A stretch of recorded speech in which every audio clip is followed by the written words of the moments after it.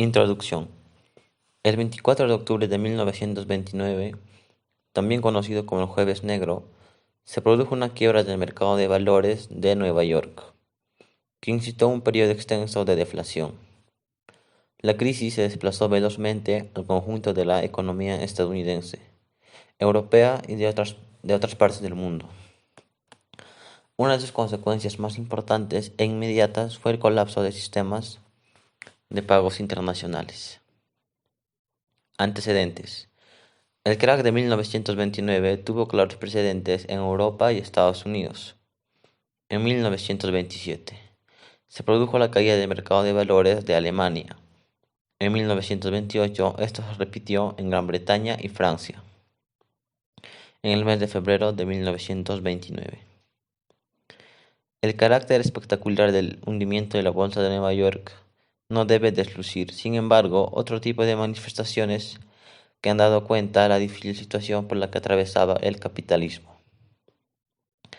La deflación o la caída de la población, la acumulación de stocks, el desempleo masivo, la contracción del comercio mundial y la ruptura de pagos internacionales han marcado la coyuntura en la mayoría de los países capitalistas avanzados.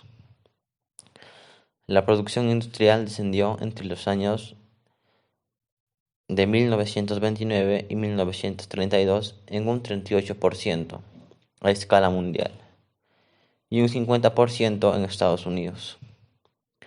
El crack del 29 fue la más devastadora caída del mercado de valores en la historia de la bolsa de Estados Unidos, tomando en consideración el alcance global y la larga duración de secuelas y que dio lugar de la crisis de 1929, también conocida como la Gran Depresión. Efectos de la crisis. Durante 3 años y medio los indicadores sociales y económicos reflejaron un progresivo deterioro de la situación. En 1932 el PIB había disminuido un 27% y la producción industrial un 50%. Durante los primeros años de la depresión, el índice general de precios en Estados Unidos disminuyó un 35.6%. De igual manera, el sector de vivienda estaba también saturado de casas vacías cuyos propietarios no pudieron con las hipotecas. La agricultura fue el sector más afectado de la economía y los productores habían disminuido sus ingresos en un 70%. Gran parte de las cosechas no se vendían y comenzaban a disminuir la producción. A la misma vez como la gran mayoría de los pequeños agricultores estaban en deudas, se veían obligados a vender sus productos o perder sus propiedades. Primer New Deal, recuperación de la crisis. Roosevelt asumió la presidencia en 1933 y se aprobó rápidamente múltiples leyes en el Congreso como fondos asistenciales para desocupados, precios de apoyo para los agricultores, servicio de trabajo voluntario para desempleados menores de 25 años, proyectos de obras públicas a gran escala, reorganización de la industria privada, creación del organismo federal para salvar el Valle del Tennessee, financiación de hipotecas seguras para los depósitos bancarios y reglamentación de las transacciones de valores. El problema principal para Roosevelt era la quiebra casi total del sistema bancario, a tal punto que era irrealizable comprar un cheque. La producción industrial tocó fondo en 1932. Otro problema en 1933 era el desempleo. La primera medida adoptada en este terreno fue la creación de campamentos de trabajo donde los desempleados realizaban tareas de conservación de parques naturales y otros espacios verdes. Otro grave problema era el pequeño nivel de rentas agrícolas. Era preciso aumentar los precios y se conseguían disminuyendo la producción agraria. El segundo New Deal se empleó en el segundo mandato Roosevelt y consistió en la promulgación de una ley sobre la vivienda, la puesta en marcha de la seguridad social, el invento de organismos de planificación regional. En 1937 se aceptaron oficialmente las constituciones de sindicatos en forma irrestricta. Las empresas tuvieron que aceptar la libertad de sindicación de sus empleados. Se dice que el segundo New Deal fue un paso a la izquierda. No era en absoluto hostil a los empresarios. Lo que hizo fue poner al burócrata donde había fallado el hombre de negocios, hasta que la empresa privada pudiera crecer de nuevo.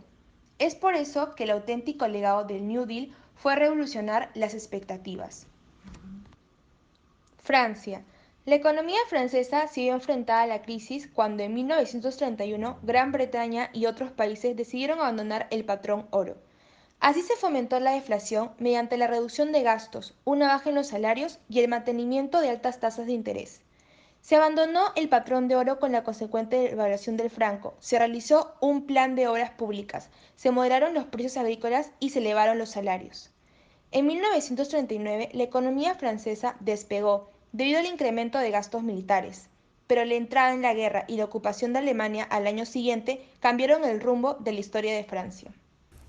Gran Bretaña. La política británica se apoyó en el crédito barato y proteccionismo.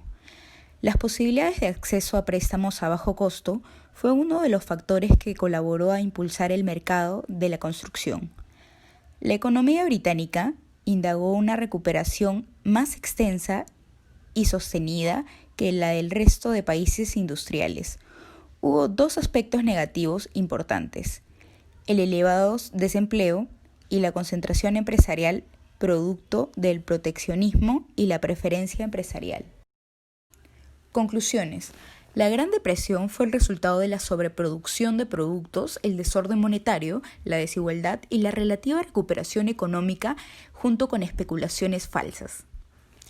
Todo ello generó el cierre de empresas y bancos y muchos inversionistas se fueron a la quiebra y conllevó también a múltiples paros de millones de ciudadanos.